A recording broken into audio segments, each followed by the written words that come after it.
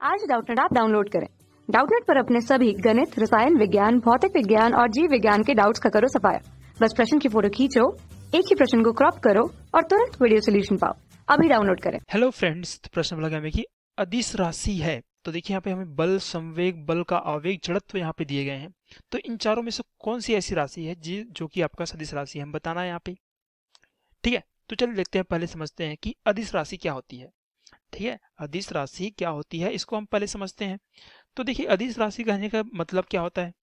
अदिश राशि कहने का मतलब ये है कि किसी भी वस्तु को व्याख्या करने के लिए, किसी भी वस्तु की स्थिति की व्याख्या करने के लिए हमें यदि परिमाण, केवल परिमाण की आवश्यकता पड़े, उसकी दिशा की आवश्यकता न पड़े, तब हम क्या बोलेंगे, हम बोलेंगे कि ये वो राशि जो है क्या है, वो राशि आपकी अदिश राशि है। ठीक है ना। इस प्रकार से जो है आपका अदिश राशि होता है। और उसी प्रकार क्या होता है, आपका सदिश राशि होती है, जिसमें क्या होती है, परिमाण और दिशा दोनों की आवश्यकता होती है, वो कहलाती है आपकी सदिश राशि। ठीक है, तो देखिए यहाँ से हम अगर बात करें अदिश राशि की यहाँ पे उदाहरण की, तो वो क्या हो सकता है उदाहरण के लिए। उदाहरण अगर मैं देखूं यहाँ पे अदिश राशि की, तो वो होता है आपका द्रव्यमान। ठीक है ना। द्रव्यमान कैसे होता है देखिए।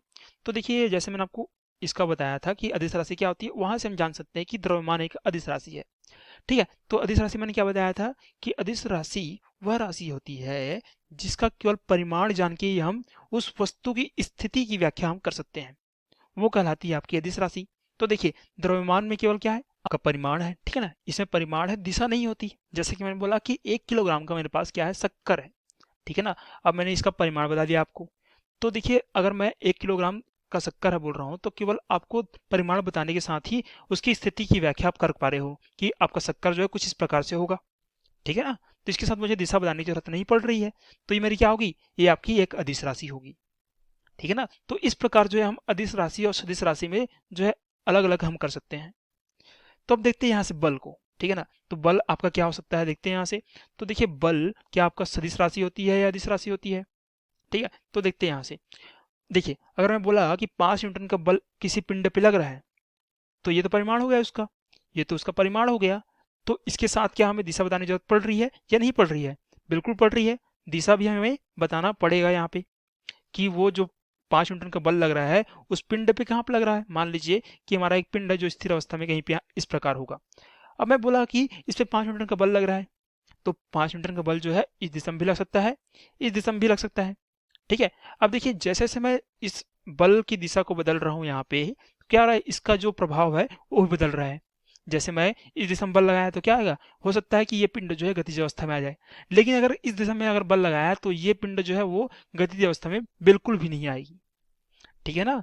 तो देखिए, इसकी स्थिति की व्याख्या करने के लिए हमें क्या करना पड़ रहा है, परिमाण के साथ साथ दिशा की भी जरूरत पड़ रही है। तो ये क्या होगा आपका, ये आपका एक सदिश राशि भी होगी। ठीक है ना, ये आपकी सदिश राशि होने वाली है। ठीक है, तो देखिए यहां से हम पता चल चुका कि बल जो है आपका सदिश राशि, तो ये हमारा उत्तर नहीं होगा। अब देखिए, संवेग की बात करते हैं यहाँ पे। तो संवेग, संवेग क्या होता है आपका, संवेग होता है P बराबर आपका होता है mv। ठीक है, द्रव्यमान गुणित वेग आपका होता है संवेग। ठीक है ना। अब देखिए यहाँ पे द्रव्यमान और वेग, अब हम जानते हैं कि वेग क्या होता है, कि आपका वेग आपका सदिश राशि होती है। ठीक है, जिसमें क्या होता है, परिमाण के साथ साथ आपका दिशा की भी आवश्यकता होती है हमें। ठीक है ना। तो देखिए, अगर हमारा वेग हमारा यहाँ से आपका सदिश राशि है, तो आपका संवेग भी क्या होगा, संवेग भी आपका यहाँ पे सदिश राशि होने वाली है। ठीक है ना। तो देखिए, संवेग जो दिशा के साथ बदल सकता है। ठीक है, संवेग को बता रहे हैं हम, तो उसके साथ परिमाण बताना तो पड़ेगा ही, साथ में हमको दिशा भी बतानी पड़ेगी संवेग की। ठीक है ना। तो देखिए, यहाँ से हमारा बी भी हमारा उत्तर नहीं होगा। ठीक है ना, क्योंकि ये आपका सदिश राशि है। अब देखिए, बल आवेग की बात करते हैं। बल का आवेग, बल का आवेग क्या होता है, ये होता है, देखिए कुछ इस प्रकार से, यहाँ पे लिखता हूं मैं, ये होता है आपका एफ डी टी बराबर डी एम वी, मतलब आपका संवेग में परिवर्तन जो है आवेग के बराबर होता है। ठीक है ना, बल के आवेग के बराबर होता है। अब देखिए, इस पूरे टर्म को देखिए ध्यान से, इस पूरे टर्म को देखिए ध्यान से, इसमें क्या है, बल है, और वहां पे क्या था, यहाँ पे था आपका वेग। तो वेग क्या था, सदिश था, और हमने पहले ही बताया है कि बल हमारा क्या है, सदिश है। ठीक है ना, बल आपका सदिश राशि है। तो यहाँ से क्या होगा, जो आपका आवेग आ रहा है, कुल आवेग, यहाँ से बल का कुल आवेग आ रहा है, वो भी क्या होगा, सदिश राशि होगी। तो यहाँ से ए भी हमारा सारा, यहाँ पे हमारा सी भी हमारा उत्तर नहीं होगा। अब देखते हैं यहाँ से डी को। ठीक है ना। यहाँ से अब देखते हैं हम डी को, तो डी क्या है आपका जड़त्व, ठीक है ना। अगर मान लीजिए हमारे पास कोई एक पिंड है, ठीक है, कोई इस प्रकार से एक हमारे पास पिंड है, मान लीजिए एक पिंड हमारे पास इस तरीके से है और दूसरा पिंड हमारे पास इस तरीके से है, ठीक है। तो जिसमें जो है द्रव्यमान, इस पिंड का द्रव्यमान जो है m1 मान लेते हैं, तो देखिए m1 है और इस पिंड का द्रव्यमान मान लेते हैं ये m2 है, ठीक है। तो देखिए हमें देखने से पता चल रहा है कि m2 आपका ज्यादा होगा m1 से, ठीक है ना। तो m1 जो द्रव्यमान है वो कम है m2 द्रव्यमान से, तो जड़त्व किससे ज्यादा होगा, जिसका द्रव्यमान ज्यादा है उसका जड़त्व ज्यादा होगा, ठीक है ना।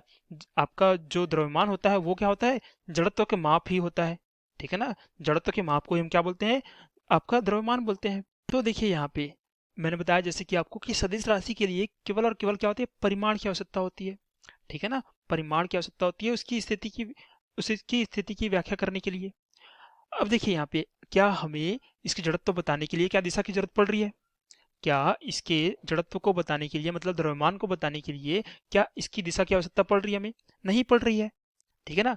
दिशा की आवश्यकता हमें नहीं पड़ रही है, तो ये हमारा क्या होगा, ये हमारा होगा अदिश राशि, ठीक है ना। ये हमारा क्या होगा, अदिश राशि होने वाला है।